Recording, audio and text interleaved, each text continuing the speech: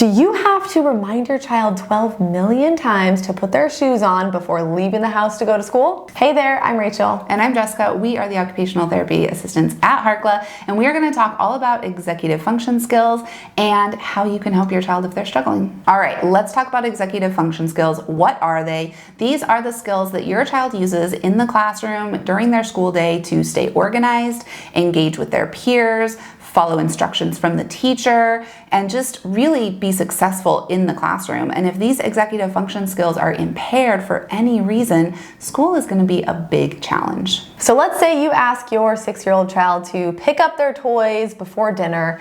What goes on in their brain in order to make this a successful task? First thing, they have to remember where the toys go in their designated locations. They have to have that inhibitory control to refrain from playing with other toys instead of cleaning up. They have to have the cognitive flexibility to switch gears from playing to cleaning up. They have to have good planning and organizational skills in order to clean up the biggest mess and then put away the smaller things and do it in an organized fashion. And they have to have good task initiation and completion to not require 12 million reminders in order to complete the task in the first place. So there's a lot of executive functioning that happens from just simply asking your child to clean up their room. So in the classroom setting where the environment is busy and crazy and there's people everywhere and the teacher is giving your child a request to clean their desk or get supplies out, you can see that there's a lot of executive function skills that are happening in that moment as well. And if there is dysfunction in those executive function skills for any reason, that task that the teacher just asked your child to complete is going to be impossible.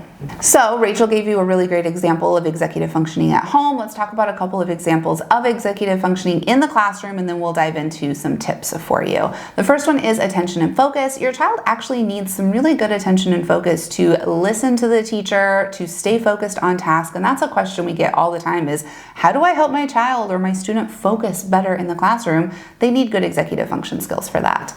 Another one is working memory, which Rachel also mentioned, and this is being able to remember what they need to remember to get things done. The easiest example I can think of is the alphabet. Can your child remember the alphabet in order to complete a task or to just sing the song if they're in preschool learning the alphabet? That's working memory. There's also task initiation and completion, so being able to start a task, work all the way through with attention and focus, working memory, organization, and then complete it. And then we also have organizational skills to keep their desk organized, to keep their thoughts organized. So this is a big one where children will often struggle to bring their thoughts to paper and organize them efficiently to complete a writing assignment. And then another big part of executive function is actually behavioral and emotional control and being able to have that emotional intelligence to have appropriate responses to their peers. If a mess is made on their desk, do they have a big meltdown or are they able to regulate and clean it up? All of this is executive functioning in the classroom. You may also be thinking, wow, that sounds a lot like ADHD. And yes, ADHD and executive functioning go hand in hand. We often refer to ADHD as an executive functioning disorder because a child who is struggling with ADHD often struggles with all of these skills that we just talked about. So if your child is struggling with ADHD symptoms, we definitely want to make sure that we are addressing these executive functioning skills as well. So if your child is struggling in the classroom, or if you are a teacher or therapist working in the schools and you have students who are struggling with attention and focus, remembering instructions or details, social interactions, behavioral challenges, there's an executive functioning component to all of that, and we're going to give you 5 things you can do in the classroom to help your students. The first one is using visual tools, and my favorite, the easiest one for you to just simply provide in the classroom, at home, wherever you are, is a picture of what the desk should look like when it's clean and organized, a picture of where the toys go in the room, using clear bins and having a picture of what toys go where, having that finished step in a picture form so that way the child knows what the goal is in order to have their space organized and neat and tidy.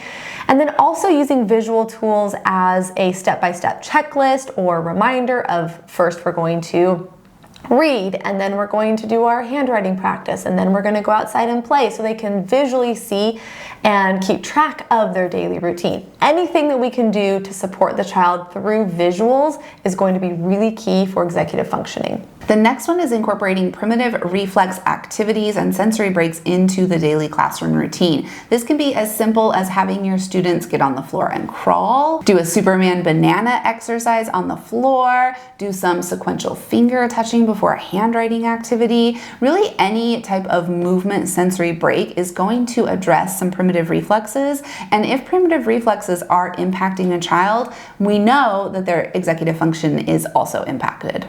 The next step is to make sure that we are providing plenty of movement breaks or sensory breaks or brain breaks.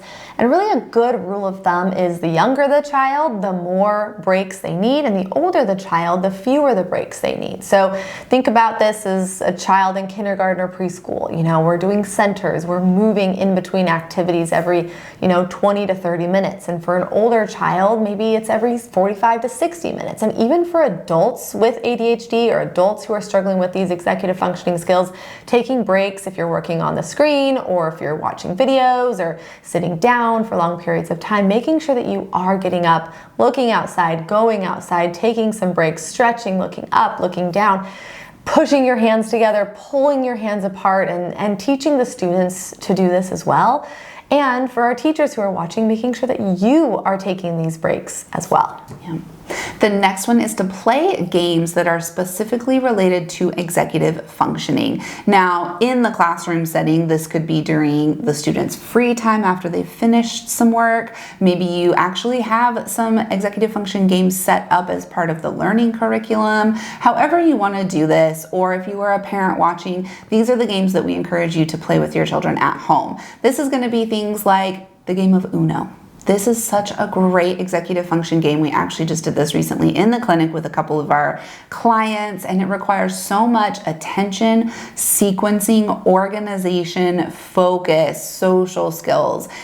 Uno is just such an underrated game. It is. I really think so. It's a classic. Yes. A few other games that are great for executive functioning skills are things like stop, walk, wiggle, sit. We've talked about this in other videos, but you basically give your child the instruction or your students the instructions to follow those instructions. Stop, walk, wiggle, sit. And then you switch the instructions to work on that working memory. So stop is walk, walk is stop, sit is wiggle, and wiggle is sit. So they have to remember what those instructions mean when they are switched. Another one is Simon Says or freeze tag or red light, green light. So they really have to be paying close attention in order to make sure that they are following those instructions. And those ones are really good for impulse control, which is a big challenge for many students who are struggling with executive function. Yes.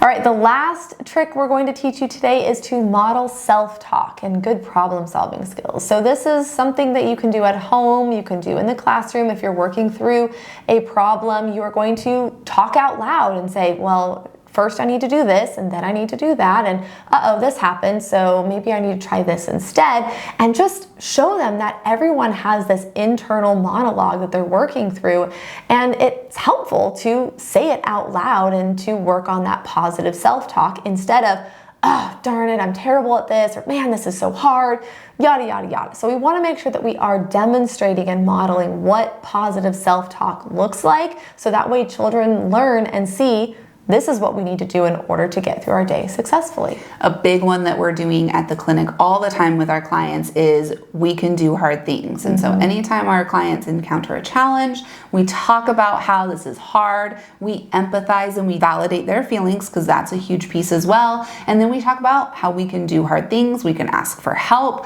we can write down lists of what we need to do, all of these different tools and strategies to do these hard things. And it also really starts to build up the child's self-confidence, which our kids who struggle with executive function, they know that things are hard, and often their self-confidence is really low. So this is a really great way to build up their self-confidence in their abilities. If you find that this video is helpful and leaving you wanting more, we do have a full AOTA approved classroom course walking you through step-by-step sensory strategies, executive functioning strategies in the classroom. Make sure you check the description to find that course below.